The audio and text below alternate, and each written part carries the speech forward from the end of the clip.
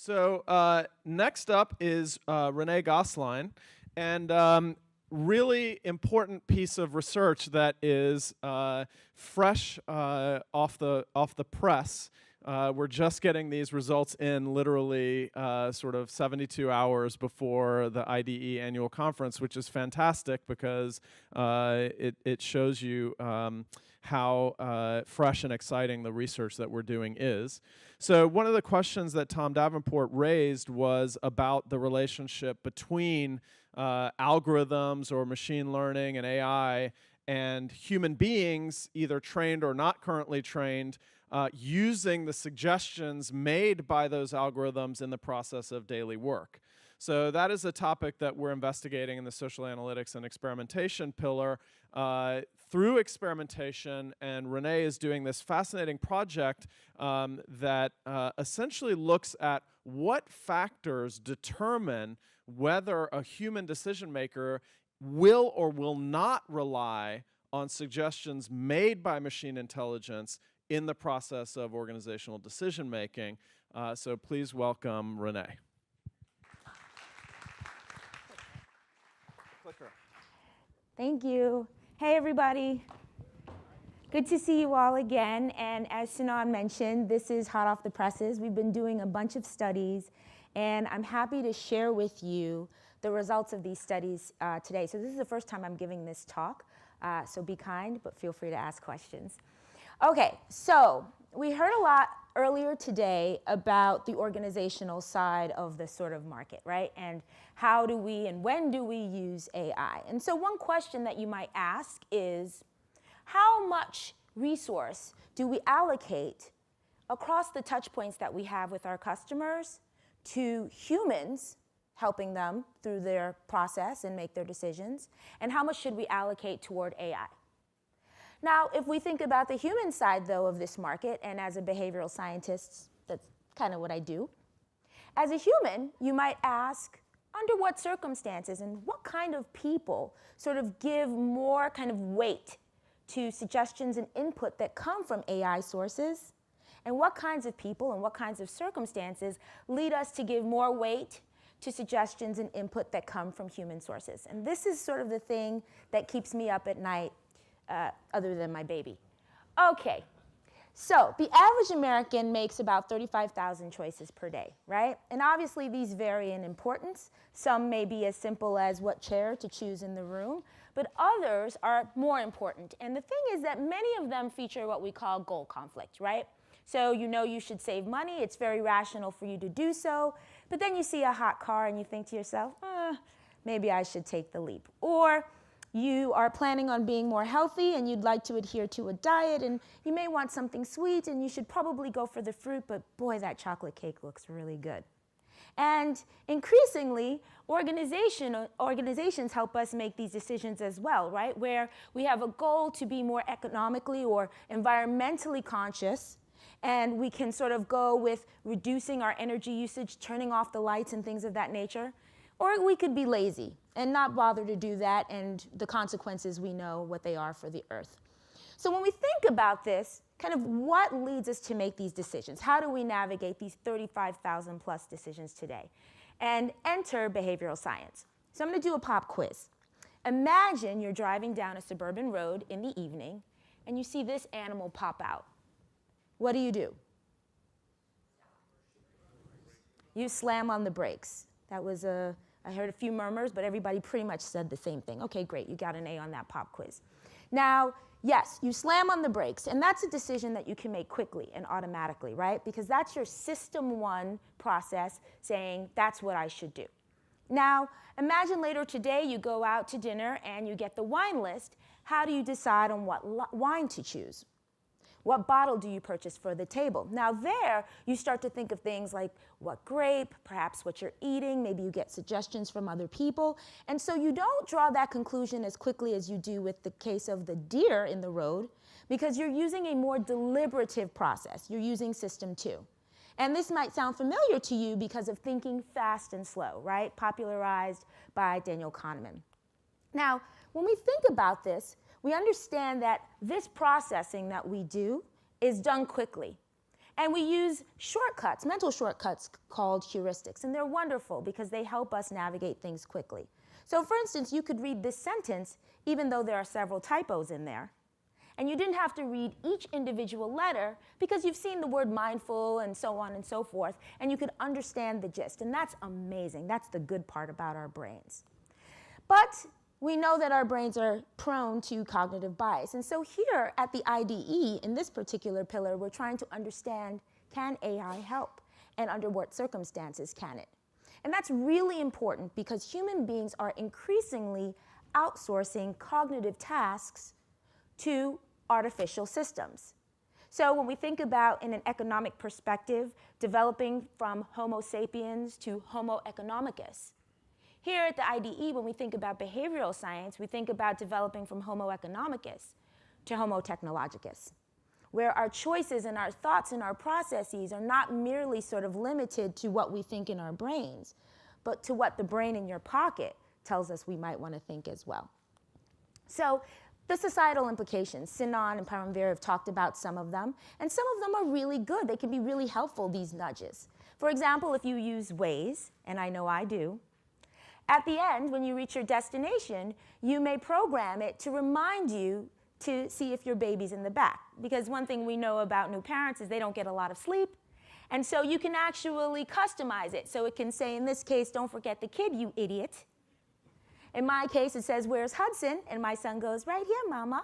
And I know I won't forget him in the car. So that's awesome, because the risk of forgetting a child in the car, especially in hot weather, is really tragic, right?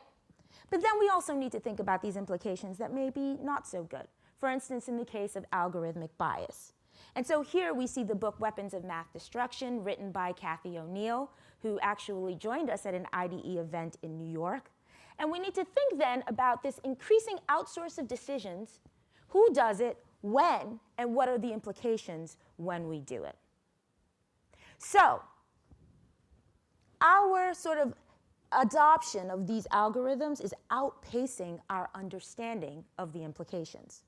Right here, you can see numerous examples of artificially intelligent bots that help us in the health realm. Let me go back to this. So we see Izzy, we see Wobot, we see Samsung Bot Care, we see Oscar, and all of these purport to help you make better decisions, all of these bots. So they're out there. We can outsource those choices. We don't know very well sort of how they help. In the financial realm, we heard about robo-advisors from Tom earlier today. We see those things out there, and we have the choice. Do we want to talk to a human? Do we want to talk to a robo-advisor? And firms have the choice as to how they want to allocate resources and invest accordingly. And so we still don't understand who and when people want to sort of make that choice. So our question is, who's more likely to embrace AI-enhanced decision-making? What is going on the user side of the market? Now, we know that we have a reliance on System 1 and System 2, but the processing actually varies. Many people think it's cognitively effortful to use your System 2, and so people are overconfident and use their System 1. Are those people more likely to use this AI involvement in their choices? Are they more likely to outsource? Or will the AI attract System 2 thinkers, people who really like to be more deliberative and people who think as a result AI is most relevant? We don't know. And then how to measure this System 1, System 2 dynamic? Well, the cognitive reflection test, which is a pretty robust measure, is what we employ in our research. And this measures your tendency towards System 1, lazy thinking, or your tendency towards System 2, more effortful processing. So the CRT looks like this. I'm going to show you 3 measures of the CRT. Here you see this quiz between a bat and a ball, 110 in total, bat costing $1. How much does the ball cost? I'm not going to make you answer because obviously it's difficult to use System 2 processing right now on the spot. The second question, 5 machines, 5 minutes, 5 widgets. So how long would it take for 100 machines to make 100 widgets? And the third question, in a lake with lily pads, we have this increase in doubles in size. It takes 48 days for the patch to cover the entire lake. How long would it take for the patch to cover half of the lake? Now, the thing about this is that there are obvious answers, and those obvious answers are wrong. So to get to the correct answer, you need to use system 2. And the CRT measures essentially whether you're more likely to use system 1, i.e. get the answer wrong but answer quickly because there's an obvious answer, or whether you're more likely to use system 2. And this has been predictive of a number of things. So as Sinan and Paramveer talk about the structural adoption or belief of fake news, we have the CRT that also explains the prediction of understanding fake news to be more true if you're a system 1 thinker. Also, your ability to defer rewards is associated with system 2, and self-control is also associated with system 2. These are the correct answers, by the way, but you didn't need them, you knew that. So, is CR2 associated with embracing AI in decision making? Past research has identified algorithmic appreciation, which is your likelihood of adopting information and suggestions from artificial intelligence. In this case, they did an experiment where people were asked to estimate the weight of the man in the picture. But past research has also identified algorithmic aversion, which is your likelihood to avoid algorithmic input, which is likely to happen in this particular decision case where you have input on whether you should have an operation that comes from a human or a bot. Here's how we measured this in our experiment. We had people take the cognitive reflection test, and we also had an algorithmic aversion or appreciation scenario. So we used this for many, but I'll just show you one in the interest of time. This is a financial advisor situation. So you've got a human and you've got a bot. And you can choose the relative input between the human and the bot in this scenario. We've done this, though, for health. We've done this for dating and entertainment choices. And so our results are robust. Couple pre-test findings, first of all. People generally have algorithmic aversion, at least now. Most people think that algorithms are not going to be as good as humans for a variety of tasks. And here you can see some Luke textual analysis that codes these data with some sample quotes that explain why people believe that algorithms are inferior to humans. But amongst those with algorithmic appreciation, we were also able to code that people believe that algorithms are less biased. Now, in terms of the data, here's the findings. Essentially, as you go up this y-axis, you see the performance on the cognitive reflection test. So the higher you are on the y-axis, the more likely you are to get those numbers correct and therefore be a system 2 thinker. On the x-axis, we see your preference for an algorithmic advisor versus a human. And as you can see, there's a linear and positive relationship between system 2 thinking and algorithmic appreciation. Why? We are not sure, and we're still looking at what is really going on here. A bunch of the measures that we thought might explain this really don't. Demographics, your satisfaction with your performance on the test, how confident you are in the domain of the test, none of those things, nor does past AI experience explain what we saw. There is, however, a covariate with self-rated social anxiety. So if you believe that you just don't get on well with humans, you are more likely to have algorithmic appreciation. So moving forward, I'd like to reiterate what I say just about every year, which is that we need to have a bit of a buddy system in firms. As we race to hire data scientists, which is great, we should be having teams that also are comprised of behavioral scientists to understand really the complexity of the behaviors that we're measuring behind these little dots. And also, in the future, right now actually, we're assessing the implications and looking to collect more data.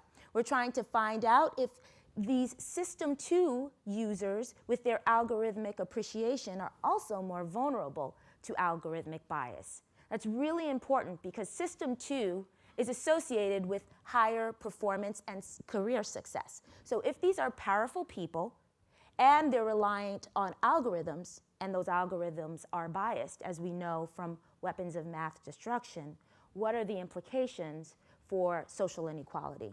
We're also using real data, in this case with Uber, to try to understand the circumstances under which your driver, when receiving a prompt that says, here's the route you should take for your fare, decides to follow the algorithm's suggestion of the map and decides to decline and take their own way, to really understand how this operates in the field. But we're continuing to do this, and if you want to work with us and have some great thoughts, I'll be around. Thank you guys for your attention. I'm just about out of time, and if there are any questions, I'm happy to take them.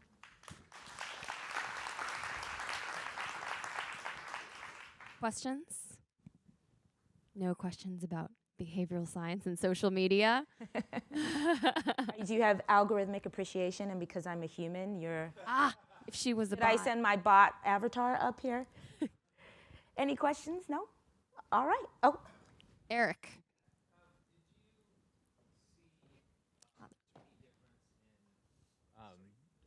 Did you see any difference in, from a generational standpoint, from boomers, Gen X, and millennials? yeah, that's a good question. We saw no differences according to age. This sort of 62% preference for humans over algorithms, we expect to change over time as people of all generations become more comfortable with more intimate sort of interactions with algorithms. But at this time, we saw no difference. And that really sort of jibes with what we know about CRT, which is that it's not really an age-specific result, but it's really more a cognitive processing style result, which is not age-dependent. There's another one in the back there. I saw Deborah. Yeah, there we go. Thank you, Renee. Yes. Can you confirm, or can you talk about this, where your sample came from? I'm wondering if you had, I mean, you did mention demographics. Geographically, Yes. around the world, are there any preferences on Yes. the subversion or aversion, I suppose? That's a great question, and I do not yet have an answer. We specifically selected participants who are in the United States, and we believe that actually this is a conservative test because we conducted these experiments not face-to-face. So you could imagine that there would be actually a more robust sort of human appreciation if you could actually have the sort of warmth and the interaction from a human. So the fact that this was done in a digital setting, we think actually mutes the effect, but the international or the cross-cultural effects are really of interest to us. What also is of interest to us is socioeconomic status and what the implications are there. This may suggest, for instance, the mode of delivery for different sort of subpopulations of interventions that are supposed to help either in a technical or human setting.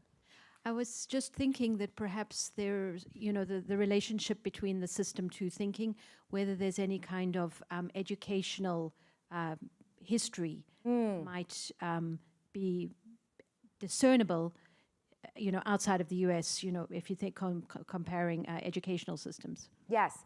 So CRT is predictive of educational attainment as well as other sorts of forms of success. However, it was not in the model predictive of algorithmic aversion or appreciation, which surprised me too. Great. I thought I saw a hand in this neighborhood. Oh, I know there's one. Okay. One last question. All right. Lisa. The mic is good.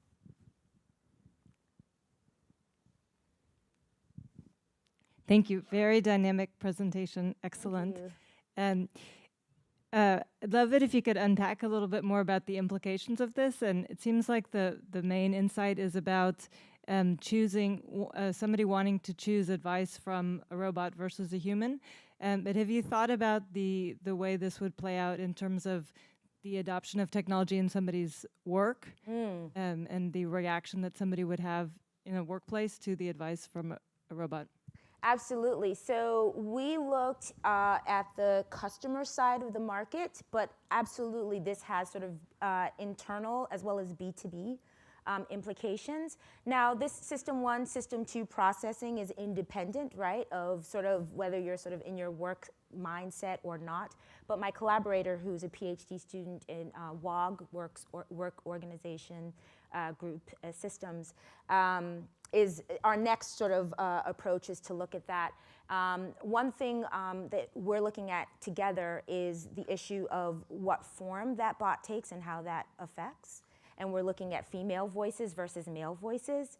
And I didn't sort of present it today in the interest of time, but essentially what we're finding is that there's a preference for sort of a type of input, so more command input, if you will, and that varies by the gender of the voice, right? So commands from men are sort of more role congruent, whereas sort of more aggressive bots from women are more role incongruent.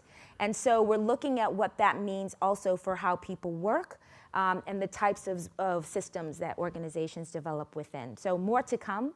And for us, this is the first sort of examination of this, and I think there's really more facets that we should look at. Thanks, guys.